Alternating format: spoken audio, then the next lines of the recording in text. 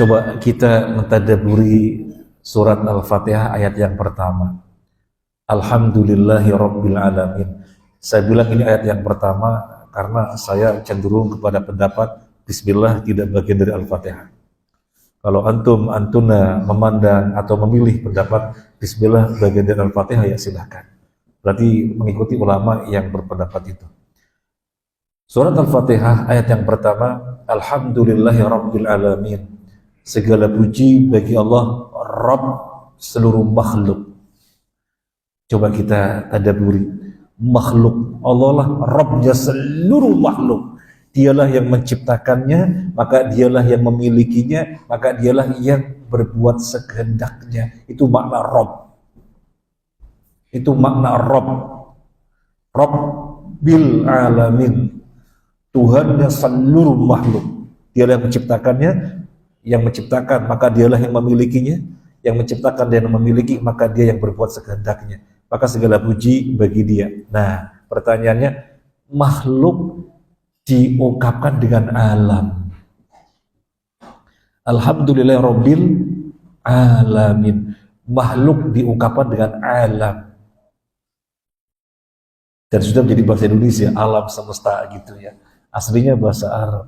Jadi makhluk Allah sebut dengan alam. Seluruh makhluk Allah sebut dengan alam. Apa renungan kita? Syekh As-Sa'di menjelaskan, alam itu artinya apa? Alam. Artinya apa? Alamat. Tanda. Alam artinya alamat, tanda. Tanda apa? Tanda akan kebesaran Allah sebagai satu-satunya Tuhan, sebagai satu-satunya zat yang diibadahi. Jadi apa yang kita jumpai di alam semesta, semuanya tanda. Tanda akan kebesaran Allah sebagai satu-satunya Tuhan dan sebagai zat satu-satunya yang diibadahi. Semuanya. Sehingga dengan merenungi ayat yang pertama ini, semestinya orang semakin pakar di dalam bidang duniawi apapun, dalam bidang fisika, biologi, kedokteran, teknologi, dan yang lainnya, maka sesungguhnya harus semakin tunduk kepada Allah. Karena dia semakin banyak menjumpai perkara-perkara yang dia dihantarkan kepada kebesaran Allah. Tadi kita sebutkan di dalam video berseri, sampai saya itu beli gitu ya. Kehidupan di alam laut, ya Allah luar biasa sekali. Kita nggak pernah tahu. Dan dengan gambar yang sangat jelas kehidupan ikan dan yang lainnya. Kehidupan sel, gimana kerja sel, kita lihat. Masya Allah, kayak pabrik gitu sel, ada divisi-divisinya. Padahal bagian dari tubuh yang sangat kecil, tapi mereka satu kesatuan kayak pabrik, ada divisi-divisinya. Itu kita lihat videonya, Allahu Akbar. Nah, mereka yang pakar-pakar, kalau saya nggak tahu, baru tahu ketika dikasih tahu, itu pun global saja. Tapi mereka yang para pakar mengetahui secara mendetail, seyogianya semakin dekat kepada Allah, semakin tunduk kepada Allah, semakin kuat keimanannya kepada Allah. Ini tadabbur dari Alhamdulillahi Rabbil Alamin. Kalau yang terjadi orang ahli, expert di bidang-bidang tertentu, tapi bukan malah khusyuk, khudu, tunduk, tapi malah menjadi-jadi keterlaluan. Berarti nggak memahami ayat yang setiap saat dibaca. Nah, kita mencoba-coba browsing apa yang Allah sebutkan di dalam Al-Quran, kemudian ditemukan oleh sebagian manusia, khususnya para ilmuwan, sehingga itu kalau kita kaitkan dengan ayat yang sekarang, qulinduru madza fis samawati wal ard, katakanlah, lihatlah apa yang ada di langit dan di bumi, maka sudah seharusnya menghantarkan kepada keimanan. Yang pertama, orang menemukan ada sungai di dasar laut. Di dasar laut di sana mengalir sungai. dan di permukaannya yang terlihat adalah pertemuan dua laut yang tidak pernah bercampur airnya, kayak ada benteng yang membatasi. Ilmuwan meneliti apa ini, kemudian sampai pada kesimpulan ilmiah karena diteliti dan seterusnya. Tetapi Nabi, tanpa penelitian, Nabi sudah menyampaikan kepada manusia dalam surat Ar-Rahman 19 sampai 20, marajal bahraini yaltaqiyan bainahuma barzakhul la yabghiyan. Allah membiarkan dua laut bertemu, tapi keduanya tidak pernah nyampur, kayak ada benteng yang memisahkan. Nabi nggak pakai penelitian. Nabi nggak pakai penelitian. Orang-orang baru berapa abad kemudian menemukan ini. Ini dari mana Nabi tahu? Ya, tentu dari Allah Azza wa Jalla berdasarkan wahyu. Kemudian kalau jasad Fir'aun masih utuh sudah kita bahas. Jaraknya Fir'aun zaman Nabi Musa ke Nabi Muhammad sangat jauh, tapi Nabi bisa bercerita detail di dalam surat yang sudah kita bahas. Dari mana? Dari Allah Azza wa Jalla. Apa semacam ini tidak menghantarkan orang untuk pada beriman? Tidak, ya itulah yang terjadi. Makanya kan kita sudah bacakan ayatnya, wa inna katsiran minan nasi an ayatina laghafilun. Kebanyakan manusia terhadap ayat-ayat kami mereka lalai. Kemudian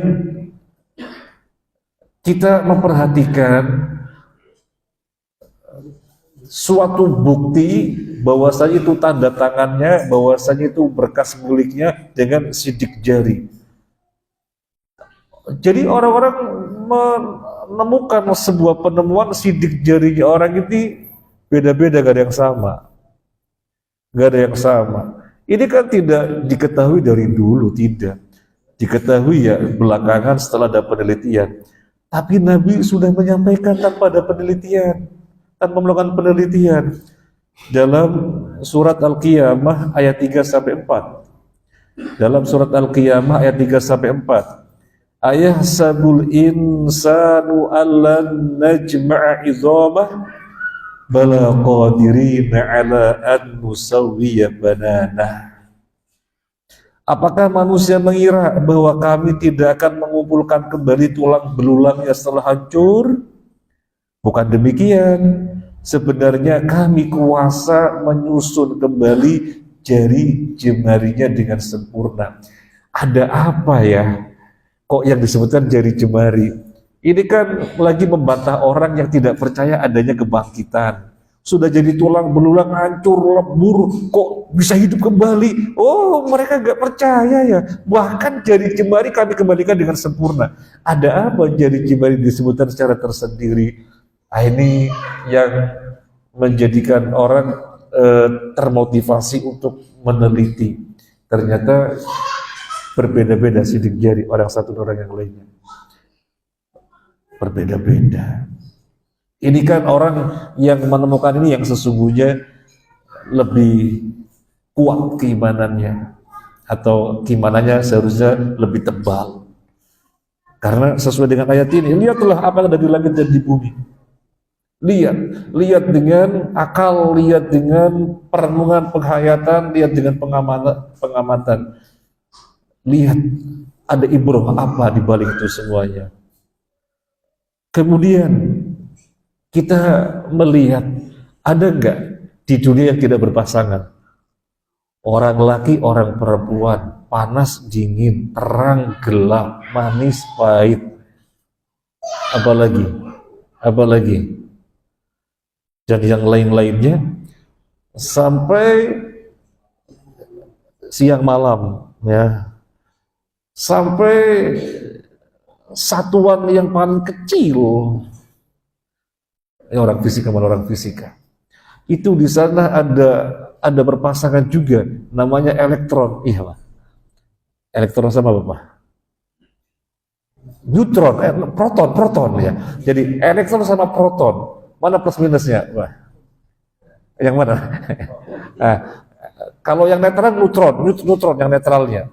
Nah, Eh? Ya udah, saya kata udah, saya kata udah. Ya. Sampai yang kecil pun itu berpasangan. Tidak ada yang tidak berpasangan. Semuanya berpasangan. Yang tidak berpasangan hanya Allah Azza wa Jalla. Yang tidak berpasangan hanya Allah Azza wa Jalla. Dan ini Allah nyatakan dalam surat Ad-Dzariyat ayat 49. Wa min kulli syai'in khalaqna zawjaini la'allakum tadhakkarun, dan segala sesuatu kami ciptakan berpasang-pasangan. Sampai istilahnya apalah, molekul atau apa yang paling kecil pun berpasangan. Kadang tidak berpasangan. Senang, sedih, happy, ya sad gitu ya, dan seterusnya, panjang pendek. Kemudian tumbuhan bertasbih. Bukan saja tumbuhan, Allah menginformasikan tusabbihu lahus samawati wal ardu wa ma fihin wa in min syai'in illa yusabbihu bihamdi walakin la tafqahuna tasbihahum. Langit dan bumi dan apa yang ada di antara keduanya semuanya bertasbih, tapi kalian tidak tahu bagaimana tasbihnya mereka. Jadi di sekitar kita semuanya bertasbih. Ada penelitian, ini saya browsing. Ada penelitian, di sini juga disebutkan namanya,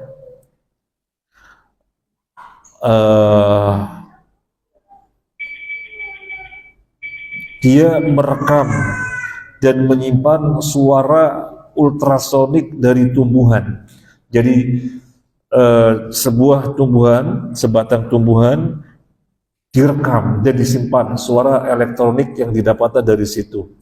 Kemudian diubahnya menjadi gelombang elektrik optik yang dapat ditampilkan di monitor dalam bentuk rangkaian garis-garis. Yang mengejutkan adalah garis-garis tersebut membentuk lafaz Allah. Ada penelitian ini atau tidak ada, ketika kita jumpai ayat semuanya bertasbih, kita beriman. Karena mana didahulukan, iman apa akal? Iman. Kemudian akal mendapatinya sifatnya meningkatkan keimanan. Bukan berarti ketika akal belum dapat, iman ditunda, enggak. Kan kita nggak nyambung, semuanya bertasbih kepada Allah.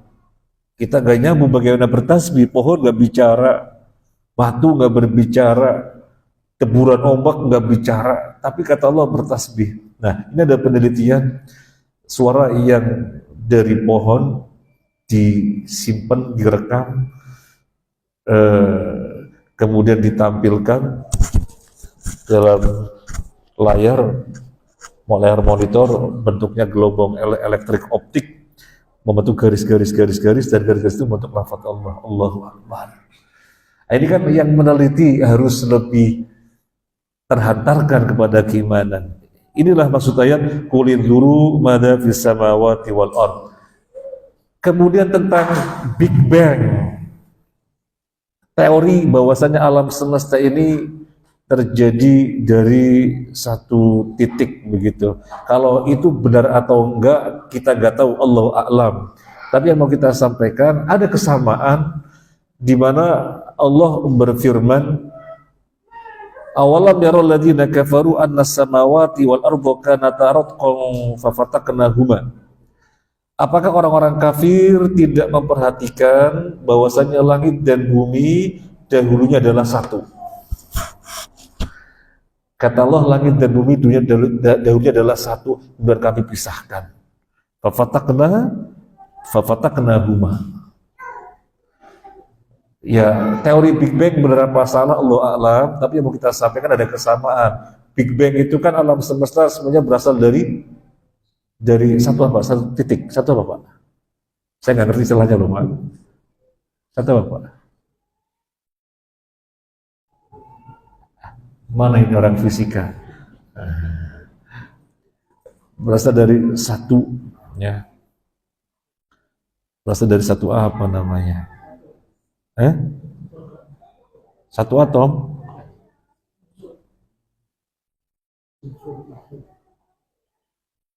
Ya sebulan.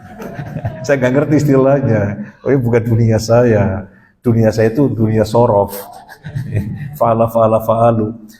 Nah, yang mau kita sampaikan ada kesamaan. Allah berfirman, langit dan bumi dulunya satu. Nah, kalau saya melihat videonya Zakir Naik Hafizahullah Ta'ala membenarkan teori Big Bang, membenarkan. Beliau memang ilmuwan kan begitu.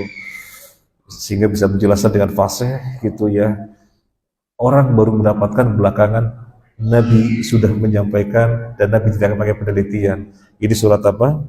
Surat Al-Anbiya ayat 30. Ini saja, jazakumullah khairan. Sebenarnya kita kalau ada waktu mungkin akan datang pengen menjelaskan, pengen menyampaikan maksudnya. Pengen menyampaikan tentang berita yang salah.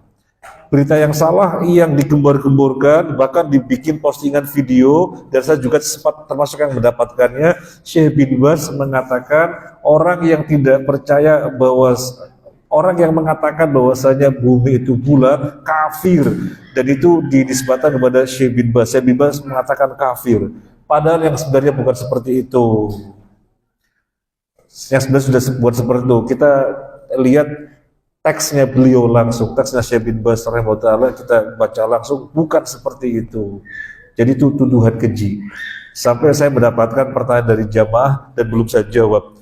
Ini gimana ini tentang para ulama yang mengatakan bumi itu datar, yang mengatakan bulat adalah kafir. Ah, itu insya Allah yang akan datang kita bacakan, dan bukan demikian yang sebagaimana diberitakan. Semoga bermanfaat. Wassalamualaikum warahmatullahi wabarakatuh.